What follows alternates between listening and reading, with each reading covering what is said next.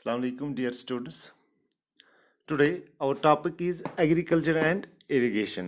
ये class 7th की history का सेकंड चैप्टर है और इस चैप्टर का जो नाम है that is new Kings and kingdoms और इस चैप्टर का ये 5वां सब टॉपिक है एग्रीकल्चर एंड इरिगेशन। इससे पहले भी हमने पढ़ा था splendid temples and bronze sculpture. हम पढ़ रहे हैं एक्चुअली छोला एम्पायर के बारे में कि छोला एम्पायर ने किस तरीके से उनकी शुरुआत हुई, किस तरीके से उनकी डायनास्टी जो है आगे बढ़ी, किस तरीके से उन्होंने दूसरे इलाके जो हैं उनको अपने कब्जे में किया है और उसके बाद किस तरीके से उन्होंने नए नए टेम्पल्स बनाए हैं, स्कल्पचर्स बनाए हैं और किस तरीके से उन्होंने नई नई डेवलपमेंट्स की है।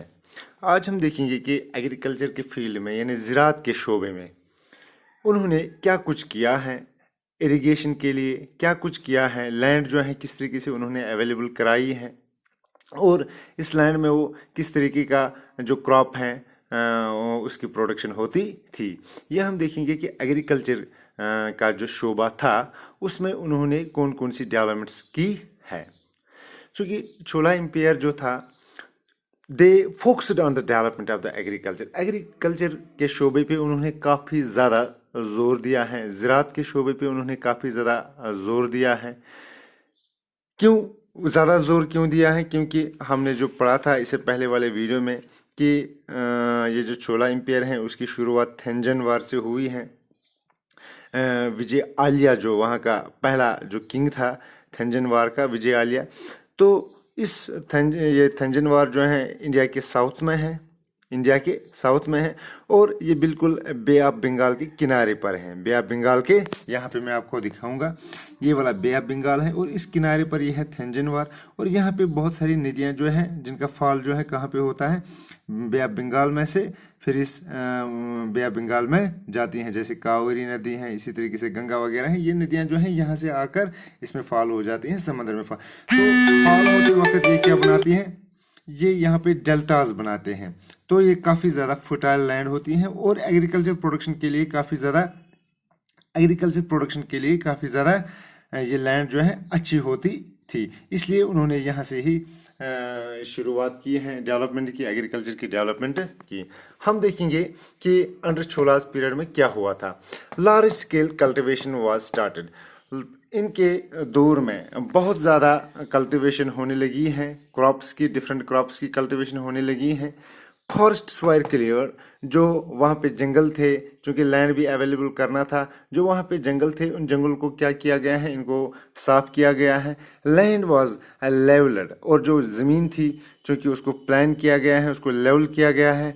Embankments were made to prevent floods, और एम्बैंकमेंट्स मैंने आपको बताया है। फॉर एग्जांपल मैं आपको दिखाऊंगा कि एम्बैंकमेंट किसे कहते हैं। ये यहाँ से रिवर या नदी चल रही है, अब इस नदी में जब बाढ़ आ जाती है तो ये बाढ़ जो है यहाँ इस साइड यहाँ ज़मीन में खेतों में चला जाता है और उनमें नुकसान करता है। तो किनारों पे उन्होंने क्या बनाए हैं, एम्बैंकमेंट्स जो है उनके मजबूत किए हैं ताकि जो फ्लड है ये बाहर खेतों में ना आए। इसी तरीके से उन्होंने क्या किया है, canals were made to carry water to the fields, और ये जो बड़ी बड़ी नदियाँ होती थी इनसे वहाँ से उन्होंने जो है कैनल्स जो है निकाले हैं, खोदे हैं और इन कैनल्स के ज़रिए इन फील्ड्स में इनको इरिगेट किया जाता था। यानी इरिगेशन के लिए भी उन्होंने बहुत कुछ किया है। In many areas 2 crops were grown in a year, और बहुत सारे इलाकों में क्या किया जाता था, 2 क्रॉप्स साल में उगाए जाते थे। एक जो है नेचुरल रेन की वजह से उगाया जाता था, दूसरा जो है दूसरे के लिए उन्होंने आर्टिफिशियल अरेंजमेंट्स किया था, यानी पानी इरिगेशन के लिए उन्होंने आर्टिफिशियल अरेंजमेंट किया था।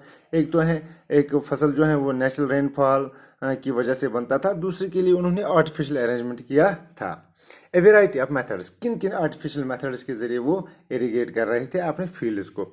वेल्स वायर डग, उन्होंने क्या है कुएं खोदे हैं जिनमें पानी जमा होता था, बाद में उसको इरिगेशन के लिए सिंचाई के लिए इस्तेमाल किया जाता था। बड़े बड़े टैंक्स जो हैं, टैंक्स वायर कंस्ट्रक्टेड, बड़े बड़े टैंक्स बनाए गए हैं। इसी तरीके कैनल्स वायर मेड, जो मैं अभी कह रहा था, जो बड़ी नदी से जो या कशर बड़ी येन छुआना, वो बड़ी बड़ी कैनल्स जो हैं लिए गए हैं इनको इरिगेट करने के लिए। अब चूंकि इन तमाम कामों को करने के लिए मैन फोर्स की ज़रूरत होती थी, चूंकि कैनल्स बनाने थे, वेल्स जो है खोदने थे या टैंक्स कंस्ट्रक्ट करने थे, वहाँ पे rulers and villagers rulers took an active interest in these activities. जो वहाँ के रूलर्स होते थे, किसी इलाके के रूलर्स होते थे या वो जो विलेजर्स होते थे जिनकी ज़मीन हुआ करती थी, उन्होंने क्या किया है, एक्टिव इंटरेस्ट उन्होंने लिया है और उन्हीं की मदद से इस गवर्नमेंट ने ये तमाम चीज़ें बनाई हैं। तो इस तरह से हम ये कह सकते हैं कि एग्रीकल्चर के शोबे में छोला एम्पायर जो था उन्होंने काफ़ी कुछ किया है। उन्होंने काफ़ी ज़्यादा मेहनत किए हैं, ज़मीन जो है अवेलेबल कराई है, फॉरेस्ट्स को क्लियर करके बहुत सारी ज़मीन जो थी वो बंजर थी उसको प्लान किया है, उसको फर्टाइल किया है। इसी तरीके से इन खेतों को बचाने के लिए, सैलाब से बचाने के लिए एम्बैंकमेंट्स जो हैं बनाए हैं, फ्लड्स, ताकि इन खेतों में ना चले जाए। तो गरज ये है कि छोला एम्पायर में बहुत कुछ हुआ है एग्रीकल्चर प्रोडक्शन के लिए।